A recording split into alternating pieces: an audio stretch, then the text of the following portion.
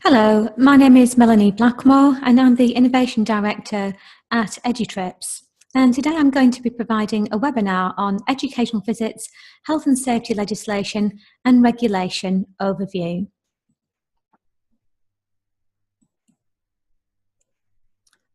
The webinar will include an overview on criminal and civil law, legislation that's relevant to educational visits, also looking at regulations and considerations when organising trips overseas. And finally, I'll provide an overview on BS 8848, the British standard for organising educational visits overseas. So to begin then, we'll look at criminal and civil law. So in England and Wales, there are two types of law which come into play following an accident or an incident on an activity or visit. And that is either criminal and or civil law. So criminal law is about society punishing an offender for committing an offence, which could arise from not meeting their legal duty. So the results could be fines, penalties, and potentially imprisonment. And then we've got civil law. So this is about compensation. So this is about compensating a victim for any loss or injury or damage caused by another party. If a case is successful, then the court could award an amount of money, often paid by the defendant's insurance policies.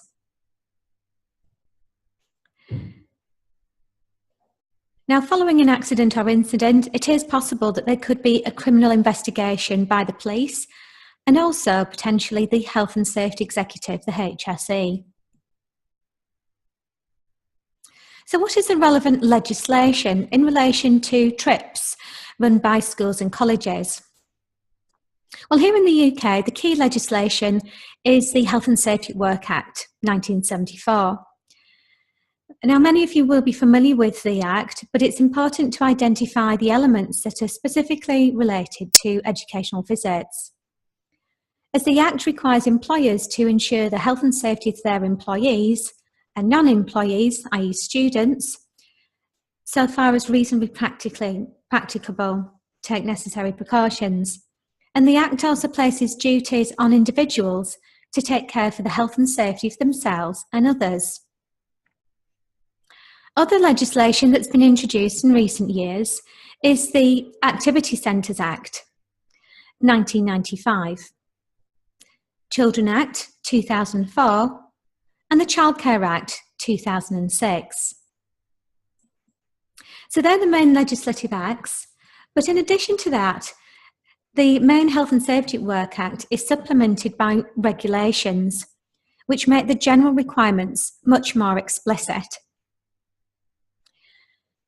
These key regulations include the Health and Safety Regulations 1999, which require employers to undertake risk assessments and put measures in place to control the significant risks.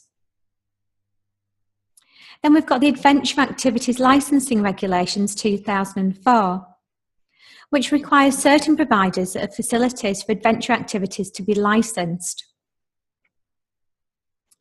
And then finally, we've got some regulations that not many schools and colleges associate with organising trips, but it is very relevant.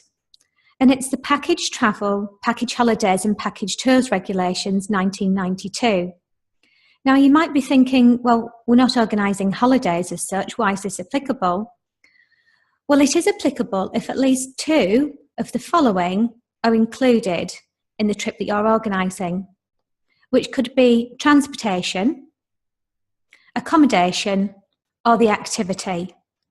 So if you're organising a skiing trip and you're organising the activity and the flight, for example, then this would apply. Okay, so it's any two out of those three, out of transportation, accommodation, and activity, then these regulations apply. So in recent years, in 2013, the UK Supreme Court ruled that in particular circumstances, schools and other public bodies have a non-delegable duty of care. So this is the exception to the normal fault-based principles of law that we've experienced in the past, which means that in certain circumstances, schools and other organisations are liable to be sued for the negligence of a third party.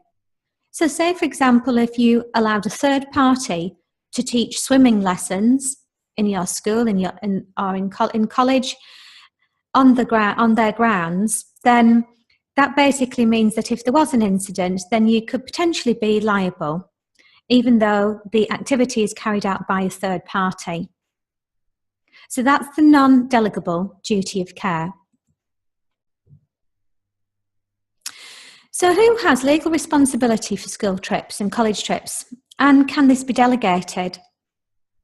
Well, in accordance with the Health and Safety at Work Act, the responsibility for health and safety lies with the employer. So in many cases, the employer could be the local authority, or in other cases, such as an independent school or a college, it will be the governing body or the proprietor of the school or college. And it's the employer who has overall legal responsibility and accountability for the health, safety and welfare of the school staff, and also for the pupils, visitors and volunteers. So it is quite far-reaching. And the health and safety functions can be delegated to staff within the school or college to fulfil health and safety responsibilities on behalf of that employer. So, for example, a health and safety manager. But teachers organising and taking part in school visits or college trips off-site accept responsibility for the care and welfare of pupils as they're acting in loco parentis. But they also have their duties as employees and are managers under the Health and Safety at Work legislation.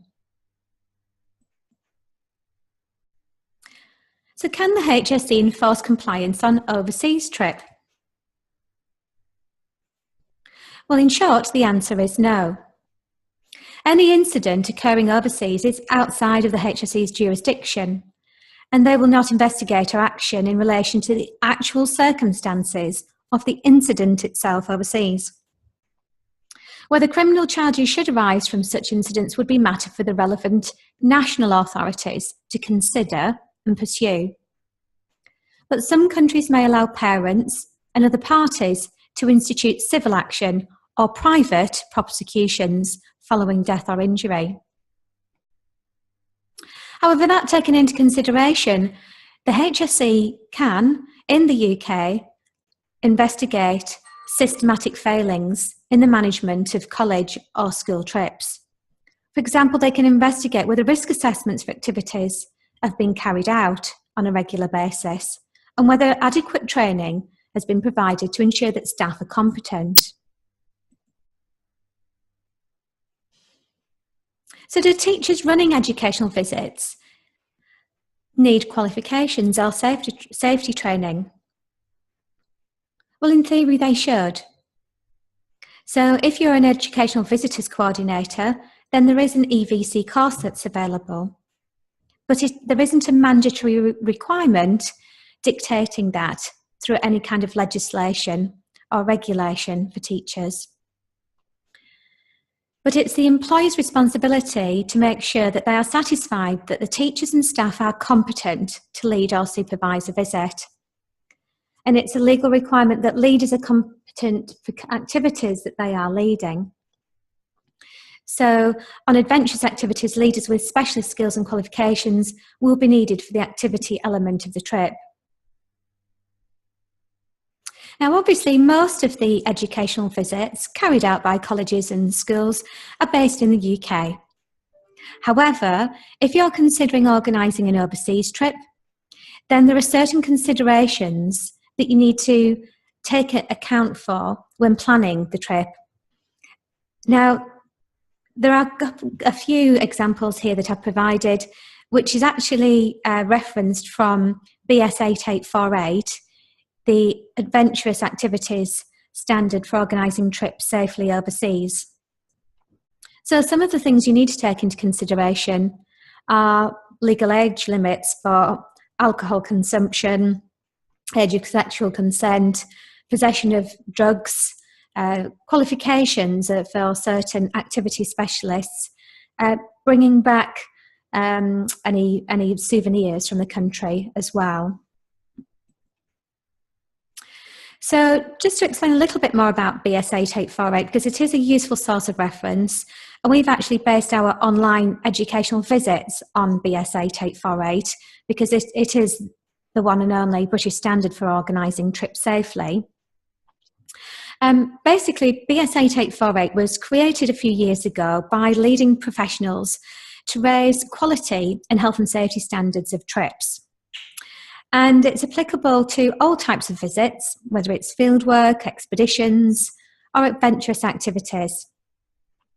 And one of the reasons it was created was because the British Standards Institution, BSI, surveyed parents across the UK and found that parents had many concerns about their children participating in trips abroad, and that they wanted a national safety standard to be established. Now, there is a separate webinar that I produced on BS 8848, which you'll find on our website.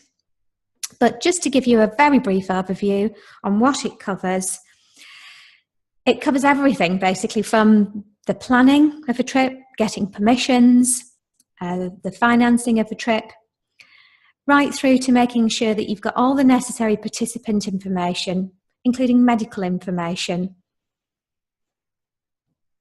It also provides examples on the trip leader competencies and the leadership team and all of those other people that might be attending a trip.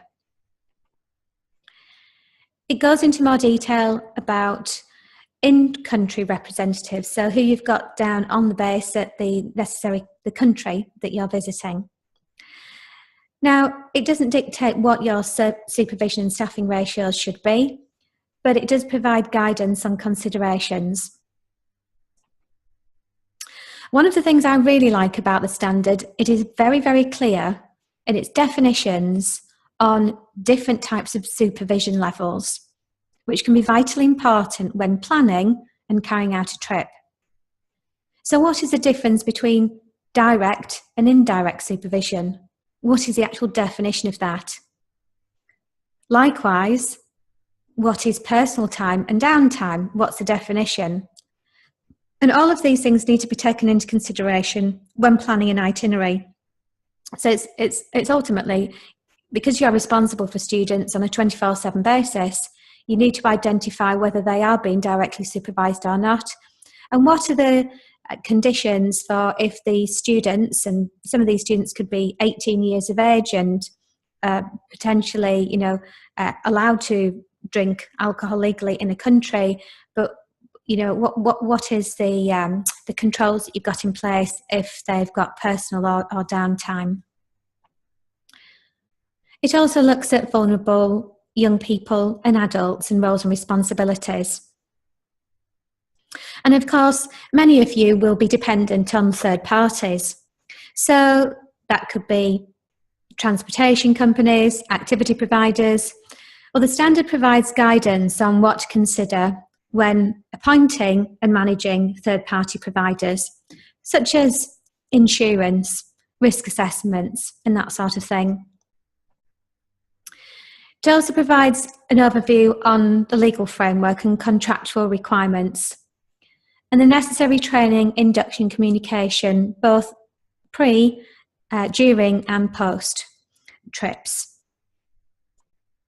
And finally, it does give an overview on travel accommodation and the environment and culture that the trip is taking place in, medical planning, and contingency planning. So this covers both incident and emergency planning. And finally, the standard recommends that you evaluate the trip, because it's really important to take any lessons learned. What went well on the trip? Which providers would you use again?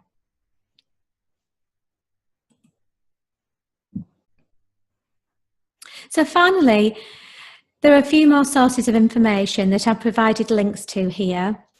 One of which I'd strongly recommend, which is the Outdoor Educational Advisors Panel information on their website.